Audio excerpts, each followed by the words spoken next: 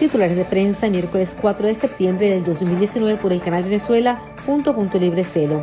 La petrolera estadounidense Chevron se prepara para salir de Venezuela y ha modificado contratos para incluir una cláusula de terminación anticipada que la libre de pagar penalizaciones a proveedores y empresas de servicios, en caso de que el gobierno de los Estados Unidos decida no extender la licencia que le permite operar en el país hasta el 25 de octubre de este año.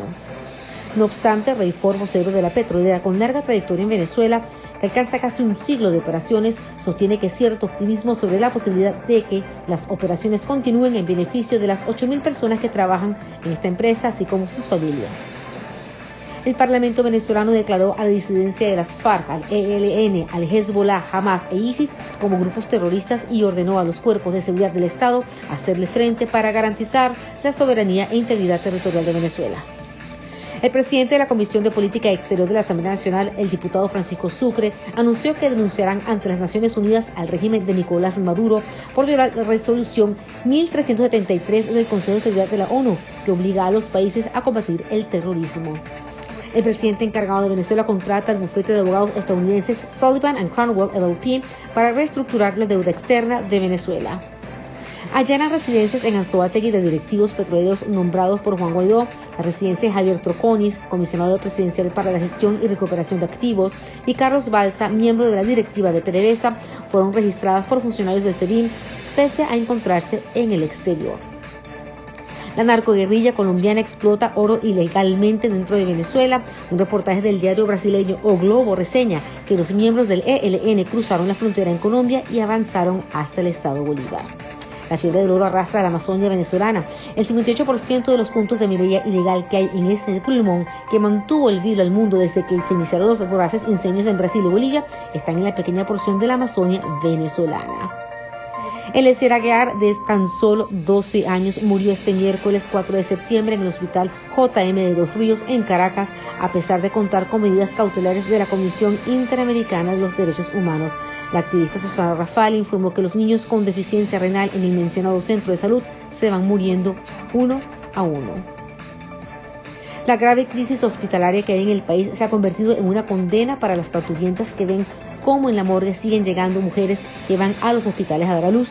De acuerdo a un estudio publicado por el Laboratorio del Desarrollo Humano, la DESHU, en el 2018 murieron 41 mujeres dando a luz.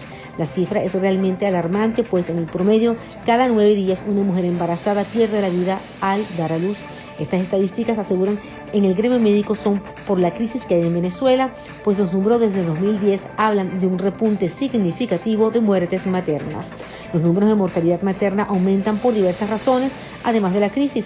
Por ejemplo, las fallas nutricionales de las embarazadas es una de las principales causas, pues muchas de las parturientas llegan a sala de parto con marcados índices de desnutrición, lo que a juicio de los expertos representa un embarazo de alto riesgo.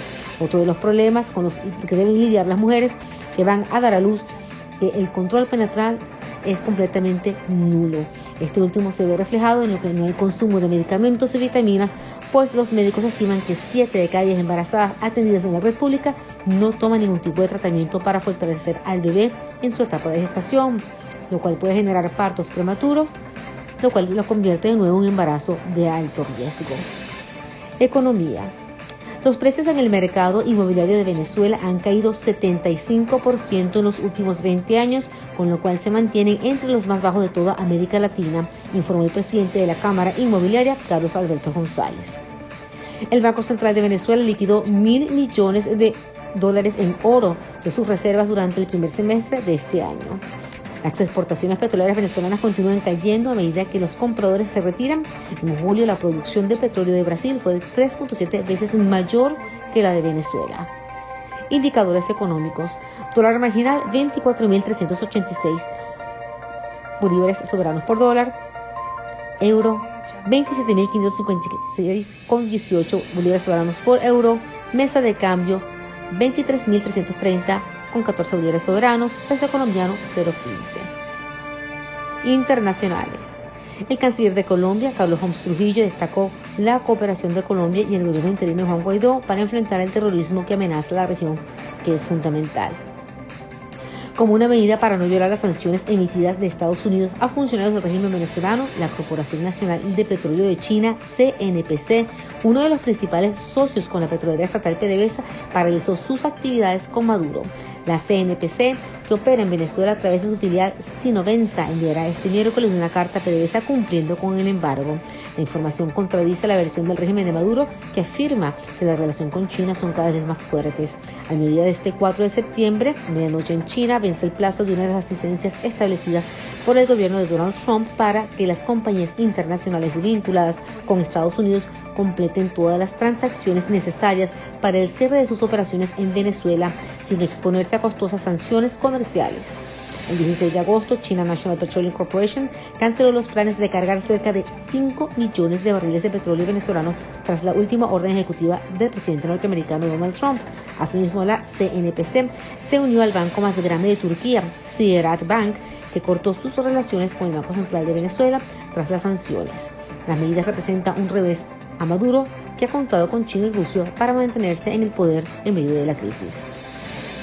El canciller de Colombia, Carlos Holmes Trujillo, destacó que la fuerza pública garantizará la soberanía del territorio colombiano. Además, comentó que sigue aumentando la amenaza en la región por la permanencia del régimen de Maduro en el poder.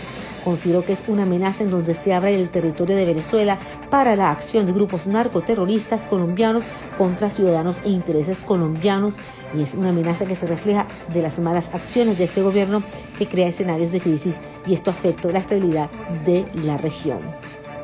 El Comité Internacional de la Cruz Roja, CICR, mantiene una particular preocupación por la situación en la frontera colombo-venezolana, en la que muchos migrantes enfrentan una violencia que los puede dejar todavía más vulnerables. Según la directora regional de operaciones del CICR, Sophie Orr, existen casos de violencia y extorsión, personas que pueden sufrir reclutamientos forzados o abusos a mujeres y niñas, en unas fronteras que son inestables y en las que el éxodo masivo de venezolanos pueden ser aprovechados por grupos ilegales. El diálogo es la única solución a las diversas crisis que sacuden Latinoamérica y que se reflejan en la violencia en Brasil y México, la amenaza al proceso de paz en Colombia o la situación en Venezuela. Así lo dijo la alta comisionada para los derechos humanos, Michelle Bachelet.